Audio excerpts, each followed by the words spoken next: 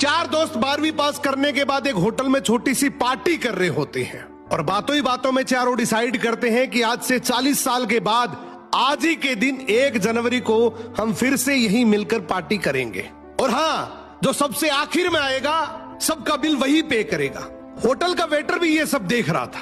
कहने लगा 40 साल बाद अगर मैं भी यहीं रहा तो आपकी ये पार्टी जरूर देखूंगा। ठीक 40 साल बाद पहला दोस्त होटल पहुंचता है तो देखता है वो होटल अब 5 स्टार बन चुका है। अब वहां पर सब कुछ बदल चुका है। तो एक शख्स उसे पहचान जाता है और कहता है सर बैठिए, मैं आपको पहचान गया, मैं वही वेटर हूं जो अब इस होटल का मालिक बन चुका हूं। वो कहता है क्या बात है। इतने में दूसरा दोस्त आ जाता है। दोनों की बातचीत शुरू होती है कि बिजनेस ग्रो कर गया, सब कुछ अच्छा चल रहा है। दोनों अपनी अपनी बातें शेयर कर ही रहे होते हैं कि तीसरा दोस्त भी पहुंच जाता है, लेकिन चौथा दोस्त अब भी नहीं आया। तो जो सेठ होता है वो कहता है आप ऑर्डर कीजिए, मेन्यू में खाना वगैरह सेलेक्ट कीजिए, इतने में आपका दोस्त भी आ जाएगा। अब खाना भी लग गया। वेट करते करते काफी देर हो गई।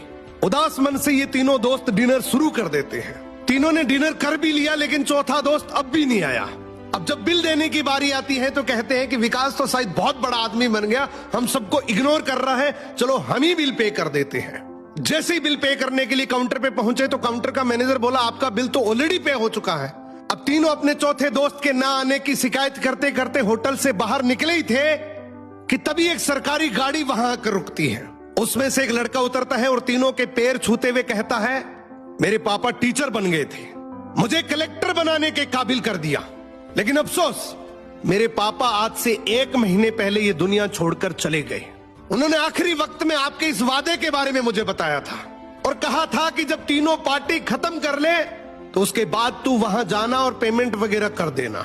लड़का हाथ जोड़कर बोला मेरे पापा अब इस दुनिया में नहीं रहे, उनका वादा पूरा करने के लिए मैं आया हूं। अब ये तीनों नम आंखों से रियलाइज करते हैं कि हम 40 साल बाद ही क्यों मिले, 40 दिन बाद क्यों नहीं मिले। स्वप्नों से हमेशा मिलते रहिए, इससे पहले कि कोई आपका अपना ये दुनिया छोड़कर चला जाए, क्योंकि आदमी सिर्फ एक पानी का बुलबुला है। अब ये रील टेक करो ऐसे दोस्त को जिससे आप काफी टाइम से नहीं मिले और अब उससे मिलना चाहते हो।